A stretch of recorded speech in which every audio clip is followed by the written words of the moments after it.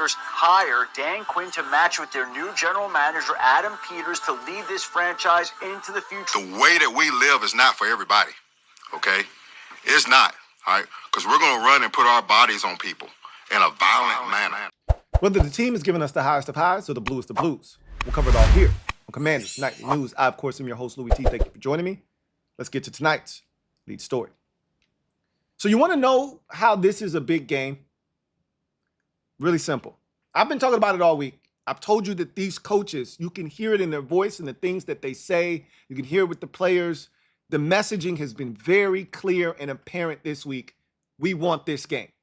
No ifs, ands, or buts about it. And I've talked about that, the vibe that I'm sensing amongst the entire building. There's an energy that says and screams, big game. We need this one. Don't have to have it, but we need it in the worst way, right after a long day.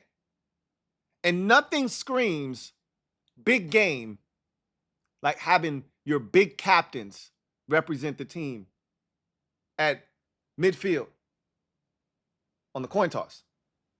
The captains for this game are none other than El Capitan himself, Terry McLaurin, on the offensive side, Bobby Wagner, who gave a spirited speech when we were in the midst of a 3-game losing streak that helped turn things around prior to the Titans game as your defensive captain, and Jeremy Reeves, All-Pro Revo, your best special teams player as your special teams captain. DQ pulled out the big guns for this one. You know why? Because it's a big effing game. That's why. I've been talking about it all week, and this hammers that point home. This is a big game. Nothing else needs to be said. I don't have to belabor the point. I've talked about it all week. You know what it is. I know what it is. They know what it is. And now DQ is essentially announcing what it is by announcing these three. They've all probably been captains at some point during the course of this season, but not all together in the same game. So that tells you how they feel about the game. And DQ even started his press conference by talking about this, making these three the team captains in this particular game. It means something. There's purpose behind this being done. So again, big game, big captains. You know what it is. Let's go get it done. In other news, we heard from DQ today in his press conference. We'll talk about what was said, roughly 17 minutes, a lot longer, but generally his press conferences at home are longer when we don't have a road game and he doesn't have to travel than it is when they have to hit the road. So 17 minutes. He didn't really discuss anything, huge, but we'll go over what was said. But before we do that, we're going to take a look at the injury report for both teams, the final one of the week. We've got some tickets to give away. We'll do that in a bit and all of that good stuff. So let's take a look at the injury report for both teams, the final one of the week. And we start with the good guys. And the only guy out right now is Jonathan Allen. I told you yesterday, he's not playing this week. There was some optimism by some that he might be able to go this week. I told you that's not a thing. He had on the black jersey. He really hasn't been thrown into the fire yet. I think that happens next week. I'm going to go out on a limb and say Wednesday next week, he jumps into practice on a full basis and is going to test out the pec, get into some contact, see how he feels. And then I think it is at that point they will assess where he is in the process. If he feels good on Thursday, I think we're trending towards him playing against Atlanta. That's my guess. We'll see what happens. But he is out of this game. No surprises there. What is a surprise, and I still don't think they're going to play. Let me just state my position. I hope I'm wrong, okay? I hope I'm wrong. But I'm mentally preparing myself for these two to not be in the lineup, so I won't be disappointed if they're not. But Jeremy Chin and Zach Ertz have made tremendous recoveries from their concussions that they sustained on Sunday versus New Orleans. Both are listed as questionable. And get this, both actually practiced today. All right. As you can see, Chin was a full participant today. Right now, again, it wasn't a ton of contact today, but still, you get my drift. The jersey came off. He's still in the protocol. Both are still in the protocol, but they're not ruled out. They'll take it all the way up until Sunday. I'm going to tell you this. I like the opportunity that is presented here for these guys to play. I'm going to err on the side of caution and say they won't, but I wouldn't be shocked if they do. This is tremendous news, and we've been getting it all week. And I'm just excited that there's a chance that they could both go. We'll probably know by Saturday, because if they start pulling up guys from the practice squad at those respective positions, i.e. Cole Turner at tight end, i.e. Dominique Hampton at safety or something along those lines, then we'll know, right? And maybe they don't go with the extra safety. Maybe they go with the extra wide receiver. We've talked about that. It's been a long conversation that has been had this week about 5 versus 6 on the active game day roster. Maybe they don't bring up another safety and instead activate another receiver, which would be KJ Osborne. But either way, the progress that these two have made, tremendous. Everybody else, as you can see, doesn't have a game designation because they're playing. So this is a wonderful injury report going into this game versus Philadelphia. And we're feeling a lot better about ourselves health-wise than we were the last time we saw the Philadelphia Eagles. Speaking of good health, let's go to the Ops and their injury report. I told you yesterday when I didn't bother to show you one because they didn't put it out in a timely manner, but I told you it was a farce the first time we looked at it. Like, all of their guys are good. They do this every time. They put a bunch of guys on this thing for rest purposes. Nobody's really hurt. And I told you, the only guy that really had a chance to miss the game was Sidney Brown with a concussion. He is questionable. He's not out. Bryce Huff activated his 21-day window, similar to Jonathan Allen on Wednesday. But just like Jonathan Allen, he's not ready to go yet. So he's out of this game. That's no surprise there. But the one that is a surprise is Britton Covey with the neck. He's practiced pretty much fully all week long, and he's out of the game. Didn't see that one coming. But outside of that, I mean, none of the guys I just mentioned are impact players anyway.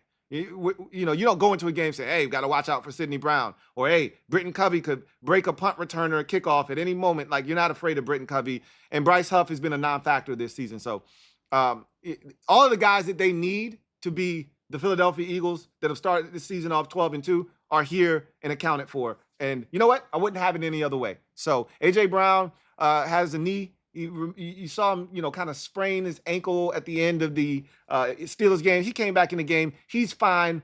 Nothing to see here. He's already said he's playing. Good. Wouldn't have it any other way. Don't want any excuses when the Commanders win on Sunday. So DQ spoke today at his press conference.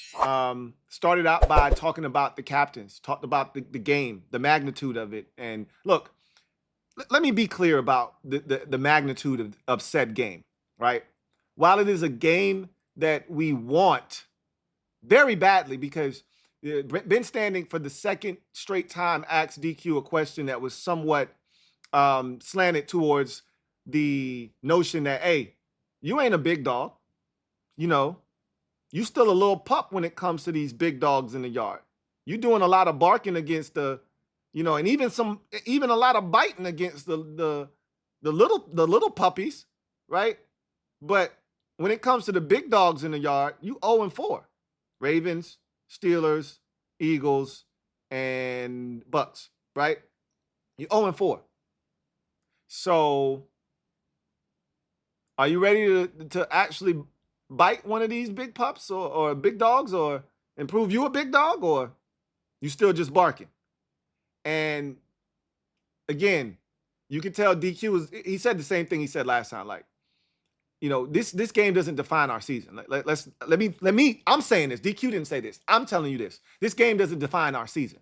Don't put that type of weight on this game. We can still make the playoffs. We can still achieve every goal that we set out for ourselves after starting the season off 7-2.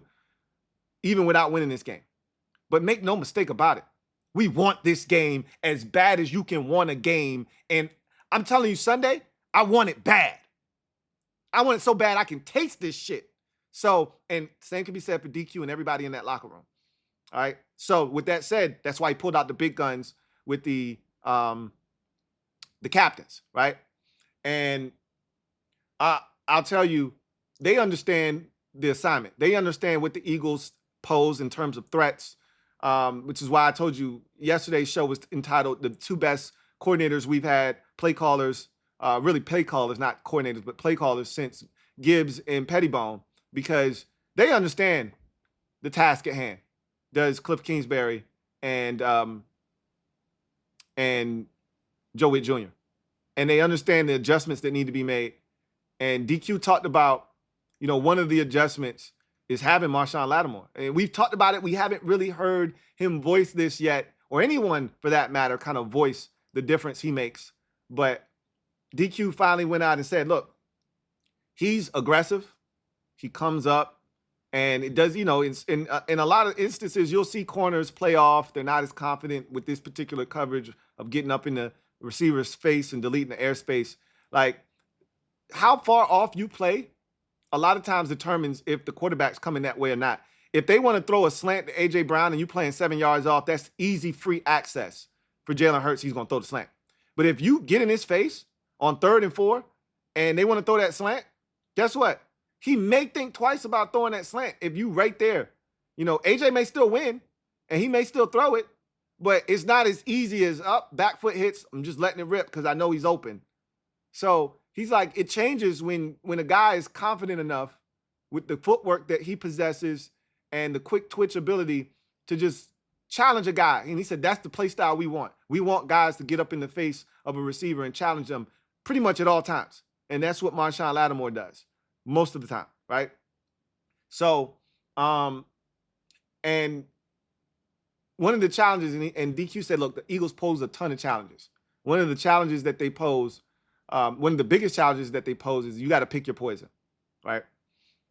And the biggest poison is Saquon Barkley, because you don't want to get too carried away trying to stop him that you then, open yourself up to big plays down the field, because you much rather, let Saquon get 6, let Saquon get 7, let Saquon get 8, then you rather give up a 38-yard pass or a 58-yard pass or a 78-yard pass because you were being too aggressive trying to stop Saquon, or even give up a 78-yard run because you brought that extra defender down. He breaks the first wave of defenders, and now there's not as many guys on the back end to try to stop him, slow him down at least so somebody can catch him, and now he scores. He's off to the races, because we've seen him do that against teams like the Rams and others, et cetera, et cetera.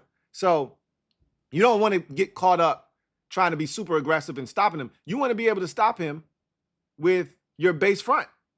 And he's like, that's the challenge, is can you stop Saquon by, staying in your base coverage, staying in the looks that you want to stay in, and not having to come out and be super aggressive to stop him. And we were able to do that for the most part last game for 3 quarters until the wheels fell off. The challenge is doing that again, and this time doing it for 4 quarters and not 3. So he talked about that. He talked about just, A.J. Brown and Devontae Smith and the challenges that those guys pose, and, how we're going to have to man up. It's going to be a big one. It's going to be cold, too. Perfect December weather. It's going to be a big game. And, DQ talked about the leadership qualities of Bobby Wagner and how he'll come down at 6 o'clock in the morning in the weight room, and Bobby Wagner's down there with 3 other dudes, getting it in, showing these dudes how to work, right? And, I can't understate, as a fan looking out at this team from afar, the importance of veteran leadership. We've been lacking it for so long that we didn't even, I think, fully appreciate the veteran leader. We were so fixated on getting younger and getting more talented, and we let Rivera brainwash us into thinking that veterans were bad. Veterans bad. And you couldn't have brought in better veteran leadership than the ones they brought in this year, and Ertz and Eckler and Bobby Wagner especially, and Mariota, and the impact that those guys have had on this team has been tremendous. So you love it. He talked about, different things, the whole Jaden and Terry playing pig thing came, or not Jaden and Terry, Jaden and David Blau playing pig thing came up again. Clearly somebody's writing a story about that. So he answered some ancillary stuff, but just know that this is a big one. I talked about Ben Standing asking DQ about not beating teams that are, considered playoff teams, or as DQ phrases them, big dogs. He said, you want to be a big dog, you got to beat a big dog. That was DQ's response. Again, we're 0-4 against those teams this year. Tampa Bay, Baltimore, Pittsburgh, and the Eagles the first time. No time like the present to change all of that. No time like the present. So, you know what this is. All right. You know what it is. They know what it is. We coming to play. This our type of party. So that was DQ in a nutshell today. Before we transition, want to give these tickets away. Big shout out to everybody that used the hashtag SmokedBird that are members of the MOBB. Big shout out to the mob. Y'all know what it is. We in the building. Stand up. You know how we take care of business. So without any further ado, let's give away these tickets. Good luck.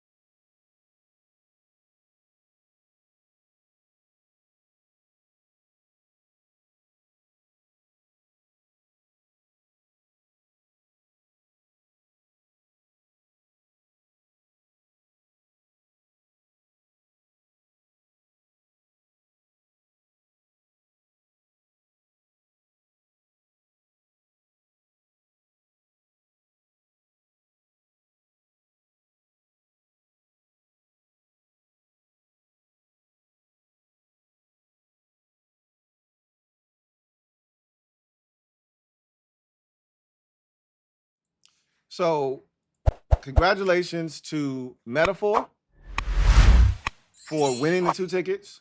You got 24 hours to claim them. If not, we'll go to our runner-up, Dandrich. So Metaphor, you know how to get at me, Meta. Hit me up, DM me, and we'll get you them tickets, man. Congratulations. If Meta can't attend or Meta doesn't see this in enough time, Dandrich, DM me, hit me up, right? Either way, hit me up, Dandrich, and I'll let you know if the tickets have been claimed or not. So just be in a position to claim them. I'd hate to have to give them away to somebody else because I'm not going to chase people around. So hit me up, Meta, so I can get you these tickets. Congratulations. So before we transition, I got another quick interlude, and then we'll get to business. Look at these results. People are out here making free money, man. They're making thousands every month betting on sports completely risk-free. I know it sounds crazy. Hear me out. The secret? They're using OddsJam. OddsJam isn't just another betting app. It's turning the entire system in your favor. Here's how. OddsJam uses a strategy called arbitrage, finding odds differences across sportsbooks. You bet both sides, and no matter the outcome, you will profit. Here's an example. If you put $500 on Boise State to win on FanDuel and $335 on their opponent, San Francisco, on DraftKings, you're guaranteed no matter what to make $50, win or lose. It's that simple. With the OddsJam mobile app, you'll get real-time alerts on these opportunities every day. People are making thousands monthly. And to get started, use the code LouieT for 35% off and a 7-day free trial. I guarantee you'll profit during the trial, and if you don't, cancel with just one click, no questions asked. Don't leave money on the table. Go to oddsjam.com, use the promo code LouieT, and start making money the smart way. So, let's get to the game plan. And I'll tell you what, this is one of those games where the team that makes the least amount of mistakes is going to win. We made a lot of mistakes in the first game, and we weren't able to overcome them. Eagles made mistakes too, right? They missed field goals in that first game. But ultimately, we made mistakes in critical situations. We went for it on a fourth down, had a guy false start. They didn't call it. He ran into the quarterback, caused him to bobble the ball. The play was dead anyway. It wasn't going to work regardless of any of that transpired. It was a bad play call. We didn't protect well. We threw an interception. We gave up big runs late in that game. We made mistakes. We forced a fumble, didn't recover. Got to give Grant Calcaterra credit for hustling, but that still was a ball we should have come up with, right? The team that makes the least amount of mistakes is going to win this game. I truly believe that. But we'll get to the keys to victory here, and I want to start on the offensive side of football. These keys are curated for just this game in particular. There's one or two that usually translate to any game, but I spent a lot of time on the keys this week because it's going to take a lot to beat Philadelphia. They're a really good team, and we got to play a lot better than we did last week, and we got to play a lot better than we did the first time we played them if we are to beat Philadelphia. So the first offensive key is fast start. Fast start. I've been harping on this. I've been preaching this specifically when we play Philadelphia, but look, we're the best first quarter team in the NFL scoring wise. Nobody scores more first quarter points than the Washington Commanders. Okay? Or have over the last month. Let me be a little bit more specific. Okay? Obviously the Titans game, bolstered that, but just think about what we've done this season in the first quarter. You can't think of too many first quarters where we didn't take care of business. There's maybe one or two games that stick out. The Dallas game, we struggled in that game. I think we only had 3 points maybe in the first quarter, if that. And then there may have been another game. I can't think of it. Maybe the Bucks game, maybe, first game of the season. But every other game, just about, we got off the fast starts. And this is one of those games where I think a fast start is necessary. And when I say fast start, I'm talking 7 to 10 points in the first quarter. Last time we played Philadelphia, we scored a touchdown in the first quarter. It was 7-0 after 1. And we had opportunities to score more than 7 in that first quarter, and we didn't take advantage of them. So I want a fast start. Jump on these boys early and don't let up. All right? 7 to 10 points in the first quarter. We're capable. That's what we do. Next offensive key. Establish the run and attack the Eagles' edges. I'm looking for 130 yards or more rushing in this game, and JD has to be a part of the run game. He really wasn't the first time we played the Eagles. And I'd love to credit the Eagles for that, but it was JD's hesitancy that really allowed the Eagles to kind of bottle him up. If he was more decisive in that game, he would have had 50, 60 yards rushing in that game. But he wasn't. But he's back to being decisive again. And so you do have to credit the Eagles. They made plays and there were opportunities where he saw gaps, and then as soon as he took off the run, they closed them up. But he's got to be a part of the run game, not just as a scrambler when things break down, but also in the read option game, in the keep game. He's got to be an option that threatens the Eagles to where they have to stay at home. They can't be aggressive in trying to stop Brian Robinson because they got to worry about 5 pulling it out and running. So we got to be able to establish the run in this game. No ifs, ands, or buts about it. And I've already said it. It's hard to run against the Eagles up the middle. With that Georgia wall that they sport, it's tough. You got to attack their edges. They're soft on the edges. You can run at Josh Sweat. You can run at Nolan Smith. You can run on their defensive ends. You have to attack their edges. I'm not telling you to run tosses and all of that shit because that's not who we are.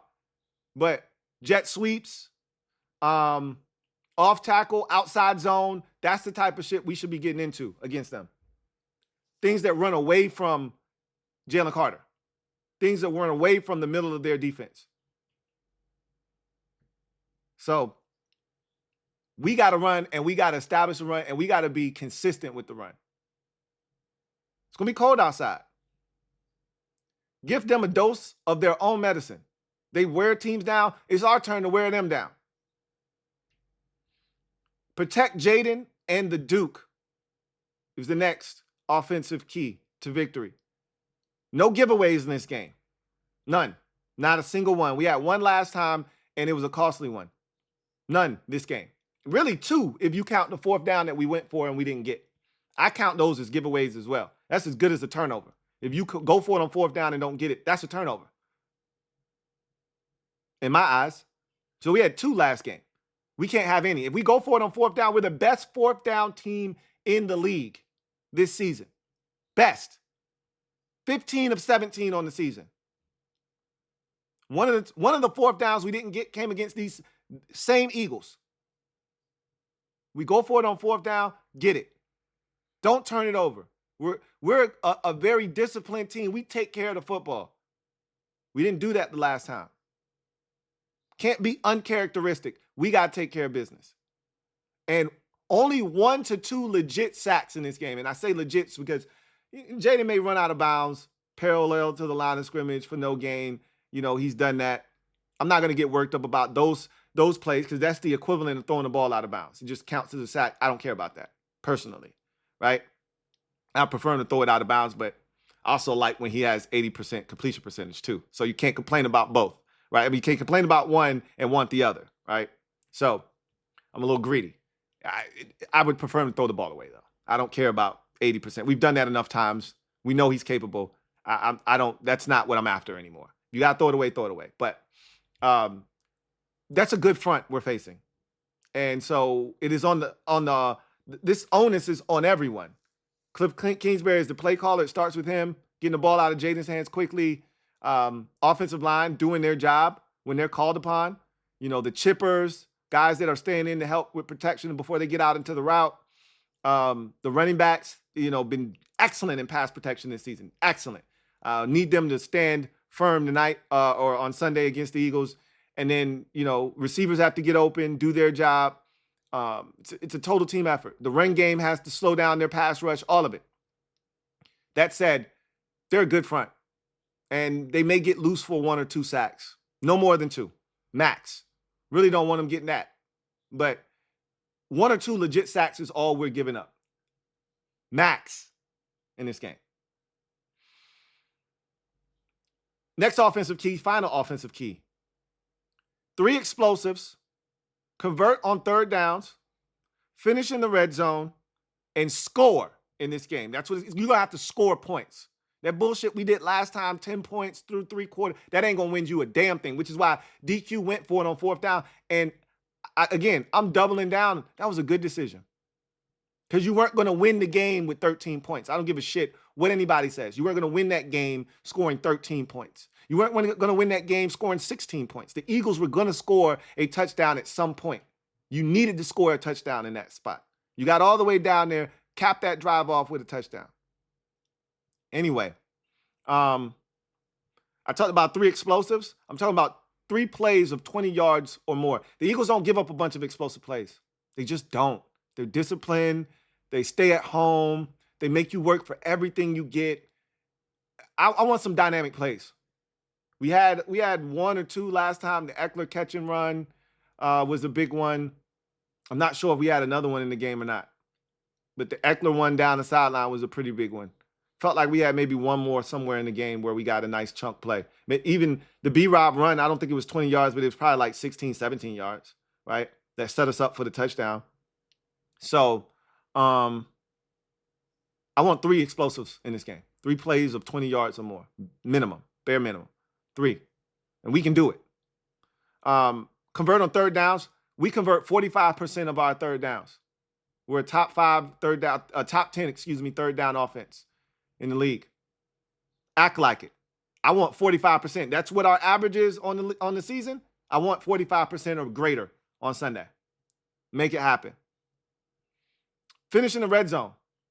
We need to be at a bare minimum 2 of 3 in the red zone. We need to score at least 2 touchdowns in the red zone.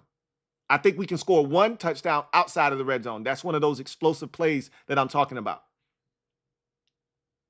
But we need to score 3 touchdowns in this game, but 2 of 3 bare minimum in the red zone. We get in the red zone, we need to come away with points. Speaking of which, score, right? We need to make all of our kicks. Whomever is the kicker, and I think it's going to be Zane Gonzalez this week. You see he wasn't on the injury report there. So Zane Gonzalez, without any setbacks, will be our kicker on Sunday, just like he was the first time we played Philadelphia. And he was perfect the last time we played Philadelphia. I need him to do that again. He didn't have many opportunities in that game, only one kick field goal and one extra point. But he made them. I need him to be perfect again in this game. Whenever his number is called, however many times it's called, I need him to be true every single time. Every single time. And we need 3 touchdowns. We need 3 touchdowns in this game. I'm not telling you we can't win without 3 touchdowns, but if we get 3, we will win. We score 3 touchdowns, we will win this game. Because we're going to score more than just 3 touchdowns. If we score 3 touchdowns, we're going to score more than 3 times, is what I'm telling you. See, the Eagles think that because they played us the way they did the last time that they can't be scored on. They can be touched. They can be touched. And we're going to touch them up this weekend. So score. When the opportunities present itself, take advantage. We didn't do that against New Orleans last week, and it almost cost us. You do that again this week, it will cost you. Next, now we go to the defensive side, defensive keys. Start fast. Okay, so I talked about a fast start on offense. Now we need to start fast on defense. The Eagles are notorious slow starters. They're one of the worst first quarter teams in the NFL. Make sure it stays that way. They start games slow. They started slow against us the last time. They didn't get their first points of the game until right before halftime. And it was a field goal. Start fast defensively. No first quarter points allowed. That's what I mean by starting fast. No first quarter points allowed. And in that time, the offense needs to take care of business and put something on the board.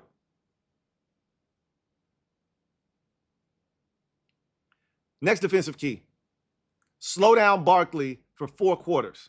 Not 3, not 2.5, not 3.5, not 3 7/8. 4 quarters.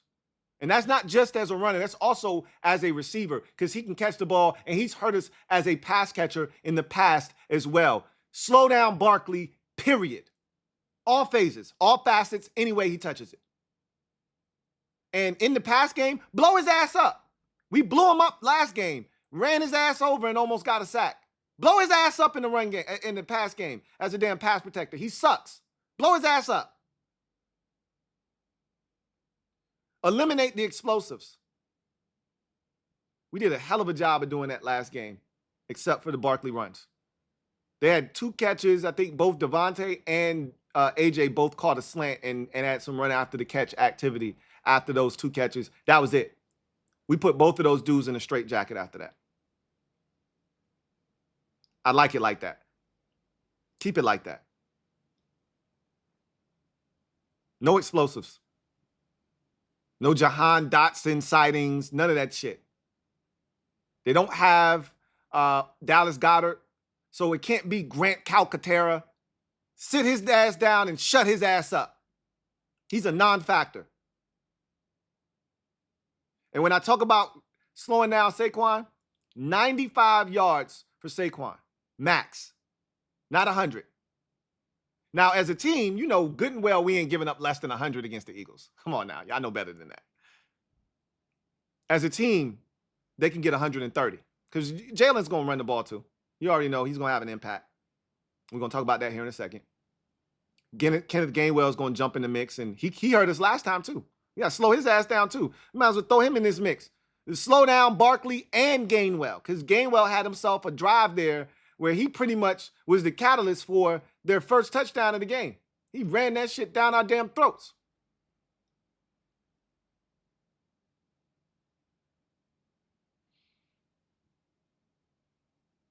Next defensive key. I just spoke about this. Disciplined but disruptive rush against Hurts. Ball is life. Y'all know what it is. We've created turnovers in each of the last 2 games. Let's keep it going. Let's keep it going. We're getting closer to having a 2-3 turnover forced game. We're getting close. Ball was in the air a ton of times versus Tennessee. We had our hands on the ball twice against New Orleans outside of the one interception that we got. Hurts is going to give us some opportunities. When that opportunity comes, son, be ready. We need at least one turnover forced in this game. We can't come away with a goose egg this time. The ball was on the ground the last game. We played Philadelphia, and we didn't get it.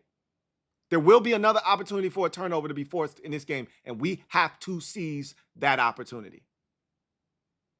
Whether it's a fumble, it's an interception, it's a tip ball, whatever, we got to have it. And I talk about a disciplined but disruptive rush against Hurts.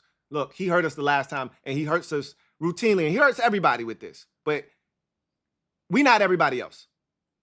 He didn't have a dynamic run game against us the last time. We did a really good job of rushing, staying disciplined, but there were times where we got out of our fits, we crashed inside, and there was a third down almost in the red zone. They ended up kicking a field goal anyway, but he had a run for like 10 yards on 3rd and 9 or 9.5 yards on 3rd and 9 because we weren't disciplined in our gaps and we collapsed inside.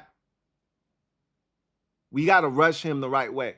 He ran a quarterback draw against the Steelers and picked up like 20 yards. That shit can't happen against us. They get the kind of box and the kind of look they're looking for. They will run that shit. We got to be disciplined against him. Make him feel the pressure. We did that the first game in the first half in particular. We made him feel that pressure. He was uncomfortable. He's throwing the ball away when guys were open. You know, he was sliding and taking sacks. He'll do that if you apply pressure correctly. The man has a broken finger. So he could fumble the football. But you got to get to him.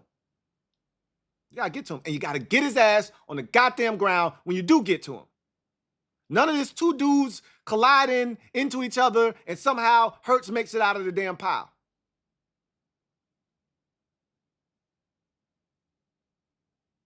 And then the last defensive key, much like the first one, finish strong. In the fourth quarter, we got to show up. That's been one of our Achilles heels this season, and it was never more apparent than the Eagles game. We got to finish strong in the fourth quarter. Start fast and finish strong. Ain't nothing else to say. Table set. You know what's on the menu? It's bird.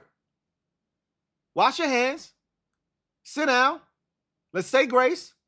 And let's eat. Ain't nothing like a good Sunday dinner. And birds for dinner. So, final outcome. 27-23 Commanders. Eagles haven't given up 27 points in God knows how long. We streak breakers. Y'all know what it is. They got a 10-game winning streak, franchise record. Guess who's coming to town? None other than the streak breakers. Live and in color. And you know what we love to do. We love to bust some shit up.